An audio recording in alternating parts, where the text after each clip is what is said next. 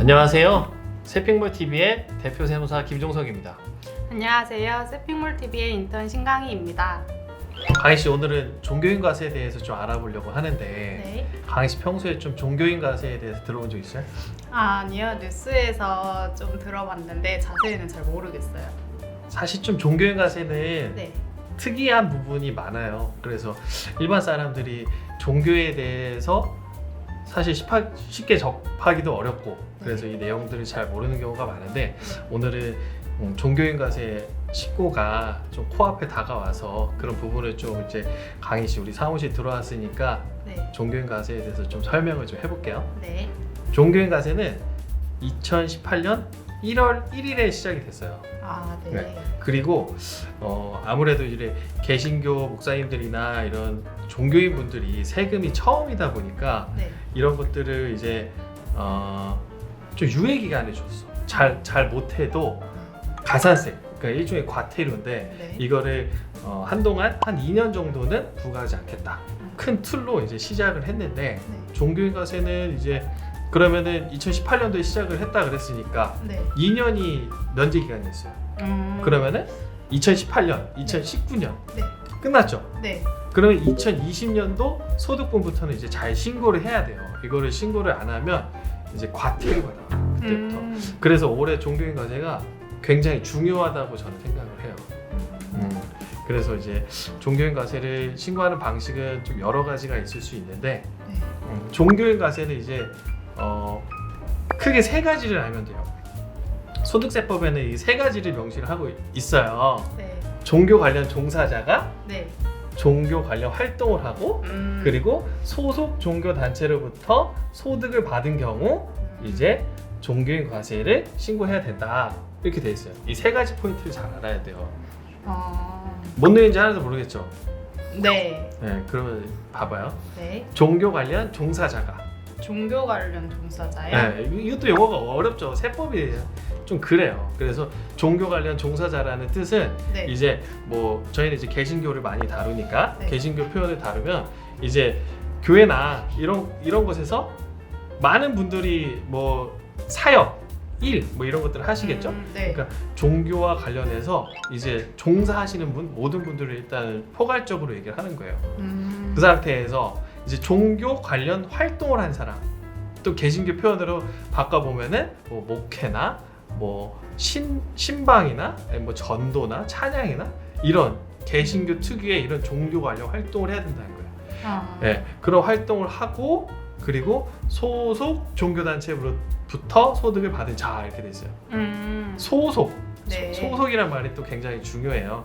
내가 어디에 속해 있을 거 아니에요. 어떤 뭐 네네. A라는 목사님이 네. 뭐 어디 교회에 소속이 돼 있으면은 그 교회에서 받은 경우에만 종교인 과세가 해당이 된다는 거예요. 그러니까 이 세 가지 포인트만 잘 알면은 네. 누가 종교인 과세를 신고해야 되는지 이제 구분이 갈 수 있겠죠. 네. 그러니까 이렇게 목사님들께서 많이 헷갈려 하세요. 뭐 내가 어디 뭐 다른 단체에서 후원금을 받았는데 이거를 세금을 내야 되냐? 아니면은 뭐 내가 강사로 활동을 하는데 나는 목사님이기 때문에 종교인 과세를 신고해야 되냐? 네. 이런 것들이 좀 이슈가 될 수 있는데 네. 세 가지. 종교 관련 종사자로서 종사자. 종교 활동을 하고 그리고 소속 종교 단체로부터 받은 경우를 이제 종교인 과세 신고라고 해요. 네. 네. 여기까지 뭐 이해 안 되는 거 없죠? 네. 네. 네. 괜찮아요? 그러니까 종교인 과세의 큰 틀은 이렇게 강희 씨가 이해를 하면 좋아요. 근데 이제 중요한 거는 앞에 서두에서 잠깐 말씀을 드렸지만 네. 이번 종교인 과세는 꼭 신고해야 된다는 거예요. 그러니까 신고를 안 하면 가산세. 이제 가산세는 이제 세법상 용어인데 네. 이거를 우리가 일반적인 용어로 이제 과태료라고 하죠. 네. 그러니까 이 의무를 왜 안 하셨냐? 네. 네. 안 하셨으니까 우리가 좀 뭔가 과징금을 좀 매겨야겠다 이 뜻이에요. 그래서 사실 작은 교회 이제 미자립 교회 목사님들도 대부분 사례금은 어느 정도 측정이 되어 있으시기 때문에 그 사례금에 대해서 신고는 꼭 잘 하셔야 돼요. 예를 들어서 과태료가 지급 총액의 1%예요. 네. 1%면은 예를 들어서 목사님이 1년에 교회에서 뭐 1,500만 원 정도 받았어요. 네. 그럼 15만 원 정도의 과태료가 바로 발생이 될 수 있다는 거예요.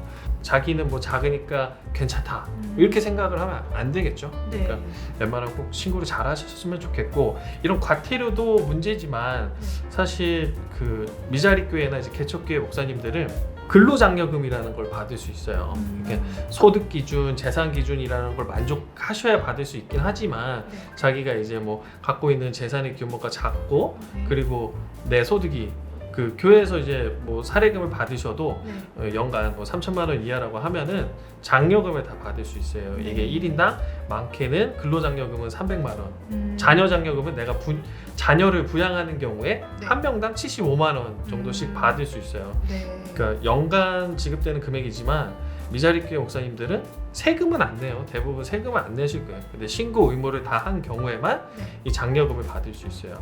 그러니까 꼭 신고를 하시라고 저는 얘기를 많이 드리고 있고, 그럼에도 불구하고 작년에 개신교 통계를 보면은 종교인 가서 신고 통계를 보면은 30% 이하라고 나와요.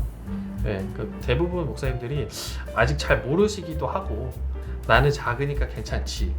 작으니까 괜찮을 수도 있어요. 근데 올해부터는 좀 문제가 있다. 과태료도 나올 수 있고 내가 받을 수 있는 이 장려금도 기존에 받을 수 있던 장려금도 못 하고 있었던 거예요. 네. 그러니까 요거는 꼭 받으셨으면 좋겠다는 게 제 개인적인 바람이에요. 그러니까 사무실로 이런 문의 전화 오고 그러면은 작은 교회 목사님들도 꼭 신고를 하셔야 된다. 이런 상담을 꼭 해주시면 좋겠고. 그러면 이런 신고는 어떻게 해야 돼요? 지금 대부분 이렇게 대형교회 목사님들은 저희 같은 세무회계 사무실을 끼고 잘 하고 있어요. 근데 아까 잠깐 말씀드렸지만 작은 교회 목사님들은 아예 안 하거나 아니면은 본인이 직접 하려고 하는 경우가 많아요. 근데 이런 세금이라는 게 굉장히 예민해요. 그리고 용어도 너무 어렵고 지식도 어느 정도 축적이 되어 있지 않다면 본인이 신고하는 건 좀 많이 위험한 요소들이 좀 많이 있어요. 그래서 웬만하면 전문가한테 맡기자 이런 주의로 많이 말씀을 드리고 있는데, 아무래도 이 업계가 수수료가 좀 부담스러우실 수도 있다고 저는 생각을 해요. 그래서 이번에 우리 이런 세핑몰을 만든 이유도 네. 사실 이렇게 쉽게 좀 찾아오셔라, 쉽게 찾아오시고 우리가 조금 합리적인 가격이나 이런 걸로 네. 도와드리려고 사실 만드는 것도 있죠. 네. 그래서 웬만하면은 전문가한테 맡기시고, 그리고 본인이 어느 정도 지식이 축적이 되면 그때 가서는 본인이 하셔도 되는데, 실제로 우리 사무실 예를 들어봐도 이번에 올해 들어와서 해달라고 맡겨주신 교회들도 실수하신 경우가 굉장히 많아요. 네, 맞아요. 네, 그래서 이번에 신고를 잘못하면은 또 과태료가 있어요. 그런 부분 때문에라도 네. 웬만하면은 전문가한테 맡기시는 게 좋다. 개인적으로 그렇게 생각을 합니다. 네. 여기까지 이제 종교인 과세에 대한 정말 간략적인 내용이에요. 그래서 추가적인 내용은 세핑몰이나 이런 데 들어와 보면은 가이드 영상도 준비를 잘 해놨으니까 강의시도 한번 봐봐요. 제가 열심히 만들었어요. 그런 걸 좀 참고하시고. 네, 자세한 내용은 저희 세핑몰 홈페이지 방문해 주시면 많은 참고 되실 거고요. 궁금한 내용은 저희 유튜브 댓글창에 남겨주시면 저희가 댓글로 또 답변 드리도록 하겠습니다. 앞으로도 많은 관심 부탁드립니다. 감사합니다.